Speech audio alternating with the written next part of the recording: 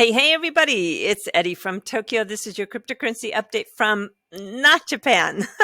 I'm actually out of the country right now doing some traveling, but we're still going to take a look at the market because there is an interesting project that is in the dark green among this sea of red. Also, three big moves in the regulatory space, one in Israel, one in India, and yes, one in the United States. And who took out this full page ad in the Financial Times? I can't wait to show you that. And Ripple being accused of shady marketing, just hyping their partnerships with the executives committing fraud? Nah, I don't think so. And I'm going to show you why I don't think so. All eyes, however, right now are on Bitcoin as it dipped below the $60,000. The trading has been fierce. The swings have been wild. The market as a whole lost 200 billion in just a few hours. Well, I don't have really anything to say here except that it's going to get my attention if it loses 1 trillion, but 200 billion, these swings are just what it is. If you're a hodler, then no doubt you're going to cost average in right now. So the red doesn't faze you. If you are a swing trader, you love the volatility. And if you're new to this space, and I mean if you came in 2021, well, just get used to it. This is crypto, and the dips can be much more violent. This really isn't that bad. Always remember, buy low, sell high, and know that greed, fear, and the whales are moving the market. So when we take a look at the top 100, I have to tell you that this one down here on the right-hand bottom, Gala Games, I was very excited to see that they were just doing so well. Gala, founded by a legend in the gaming industry, operates a variety of games, giving players, now listen to this is the most important part, giving players control of their game assets. They own them when they play them. But in addition to that, this company is also embracing the earn to play and NFTs. I love this project, and I'm also quite satisfied with what it is doing and what it has done. There's a lot going on. I want to recommend that you get to know the logo very well and you follow Bitbender Brink. There is just so much going on, and I think you can keep up with all of that if you follow him on Twitter. You know, this project was listed both on Coinbase Pro and Huobi Global in the last 24 hours. And here we have an interview, a sneak preview of an interview that was done with Huobi that was put out just a few hours ago. So I am I'm thrilled. And I want to say congratulations to all of their hard work. Let me highlight for you some of that regulatory movement. The first one is coming from Israel. Up until now, anyone investing in cryptocurrencies had difficulty transferring their profits to a bank because of the fear the banks had of money laundering. But now the banks will formulate an orderly policy designed to enable them to receive the money if the trading took place with an entity meeting the requirements of the ordinance and holding a license. That's really great news. The other regulatory news is coming from India. This is fantastic too. This is the Parliamentary Standing Committee and crypto stakeholders. They ended their meeting on Monday with a consensus that the digital assets should be regulated, not banned. So currently, banks and the FIs, the financial institutions, they were banned from providing services related to crypto, but it looks like it's poised for a change. Obviously, they are looking at what is happening in Singapore, in Thailand, in Australia, all around them. People are leapfrogging, and I just know they don't want to be left behind. Arguably, the most important development for approaching regulation came from Ripple today. This is their framework for crypto asset regulation. It is to achieve public policy by public-private collaboration, one of which is innovation with sandboxes, something Southeast Asia has been doing a lot of. Susan Friedman, head of policy at Ripple, is in conversations to help shape the broader industry. This is Ripple trying to shape the entire industry for everybody's benefit. So they're looking to eliminate those barriers of innovation with this Act of 2021. This provides a working group of regulators and market participants. It's sponsored by Representative McHenry, and it's been received in the Senate, so it's really got to start. The second part of this framework is the Securities Clarity Act, sponsored by Representative Tom Emmer. I think if you're an XRP holder, you probably are familiar with Tom Emmer. He is really one that is helping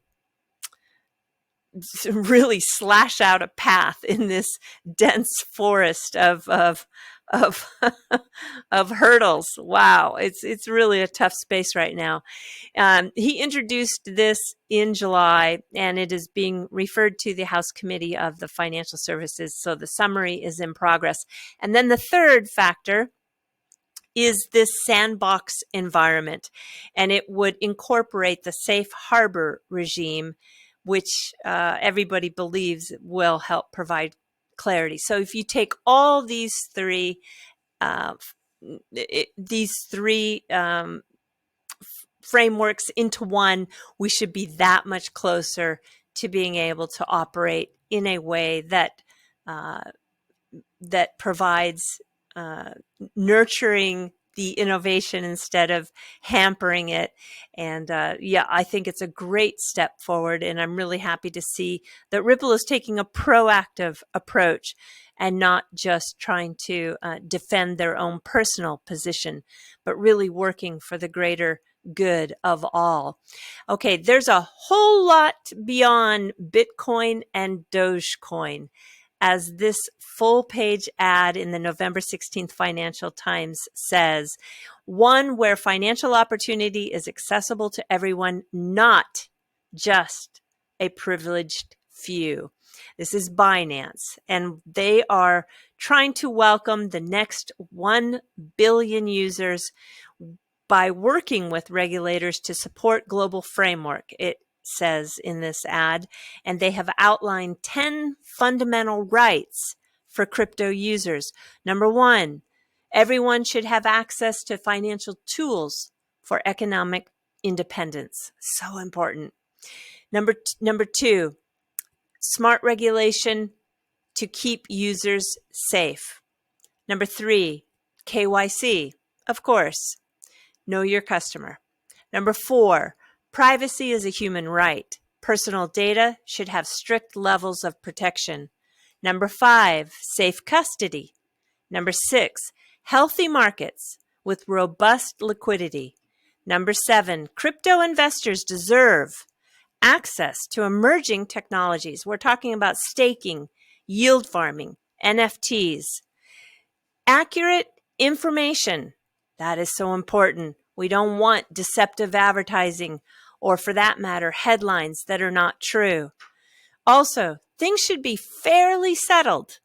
And the last one, everyone should have the right to share their voice in how this market is shaped. Here's a headline that is going to really be read, I'm sure, shared, and no doubt discussed big time. Ripple guilty of fraud, but not securities law violations. This is coming from Messari's Ryan Selkis. He's the CEO. He's had a very long history of hating on the company Ripple and the digital asset XRP. And I think what makes me sad right now is that I'm missing Moon Lambo's commentary on this. I know he needs to take care of some family business. He had an unexpected loss of his mother, and I want to let him know that I'm sure everyone is sending him their condolences, and we have him and his family in our prayers. But I can't wait for him to get back on YouTube. Ryan, in a Twitter thread, attacked the SEC leadership, and he is noting that if the safe harbor proposal by Commissioner Peirce wasn't ignored, It could have prevented fraud.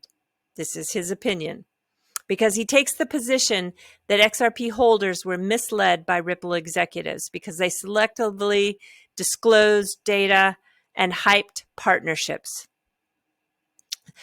The safe harbor, he believes, would have provided information that would have eliminated the asymmetry of information that was put out there. Asymmetry meaning that imbalance of information.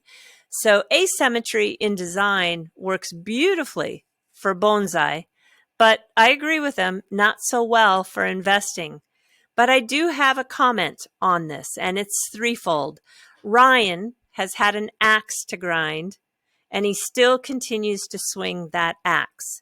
I don't think swinging the axe is helping anybody in this space.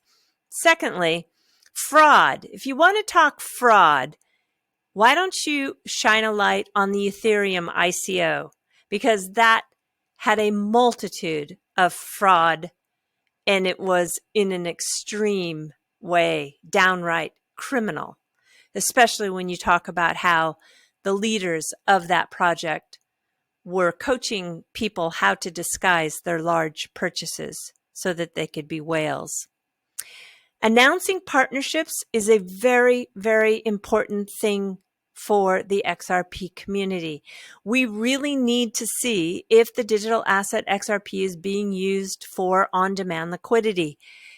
And when I take a look at just 4 partnerships that were announced, we'll start with the first one in 2016 with FlashFX. This announcement was that they were going to use ODL. Well, today they are using it in multiple corridors and growing their volume. I've had the CEO on the channel twice. Very important for us to know as an XRP holder. We have this announcement here back in 2018. This is Instarem, now Neum. They were an ODL user, and now Neum has become the first payments unicorn in Southeast Asia, having raised a Series D fund, bringing them to an IPO track. This is a company that is laying down RippleNet rails all over the world. So the fact that they are an ODL user and they are getting the rest of the world ODL ready, I don't see the hype at all. I see this as fundamental information that we need to know. Let's take a look at Osimo partnership, February 2020. Yes, ODL, bringing real utility to the digital asset XRP. And then you cannot miss SBI. They have put down RippleNet rails in Thailand, Vietnam, Cambodia. They are doing on-demand liquidity from Japan to the Philippines. They're building an FX swaps market using XRP as a bridge for settlement. They have pilots going on with Sumitomo in Japan using XRP for remittances to a group company in Singapore. They are creating a fund that is weighted in XRP, backed 1-for-1. They have a sports team where the players get paid in XRP. XRP is also used as a shareholder benefit for SBI. And this is not even a full list, but I will stop here because I think I've made my point. I'm moving on to tell you that I saw Bank XRP, and I don't know who started this, but there is a movement that XRP needs to have an emoji of the XRP logo on Twitter. How nice would that be? I did kind of take a peek and saw that Jack Dorsey, who is a Bitcoin maximalist, is asking for $1 million as a price tag for branded emojis. I don't know. I don't know, guys. Is it worth it? I'm not sure. I'm not sure. The fluff that I want to take you into talks about some of the first emojis that were created by Shigetaka Kurita in Japan for NTT Docomo phones back in 1999. There were 176 of them. They were 12 by 12 pixels, Here they are. They were 12 by 12 pixels and quite simple and quite popular. And this kind of started the trend. And now we have so many, right? I wonder if you use these in your tweets at all. I think in 2022, there are likely 107 new ones that are going to be added to the official Unicode consortium. There are officially 3,460 right now. Three new ones that are coming into play are the melting face, the hand gesture heart, and the lotus flower. Yeah, I'm looking forward to that. But the ones that I still use, and yeah, you can call me old fashioned, but actually I find myself kind of just loving the old retro, is the cow emoji. Cow means face, emoji means character. And these were extremely popular in Japan during the 80s, kind of simple faces out of pre-existing glyphs. But if you follow me on Twitter or read my comment section, I often use it still. And only because I think it's cool, because the retro look really fits my style. The daily life of Baby Gorilla Goody. He is one of the most popular. What they have is animated stickers. This is where Japan has moved to. I think they've graduated from the emoji that you see used on Twitter. Now there's thousands and thousands of these animated stickers that sometimes you get for free, sometimes you buy them, sometimes you can gift them. This one is a package for just $1.99. I would say the average Line user in Japan, which is the go-to app for texting, is like the WhatsApp in the United States. I would say that people have at least 5 to 10 different stickers that they have either been given or purchased, but they're always very, very cute, very creative.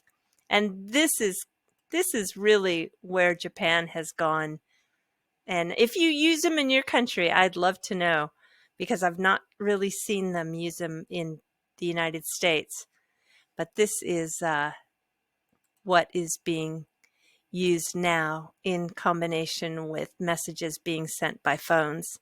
All right, everybody. Yes, do take care. Sayonara for now. Bye-bye.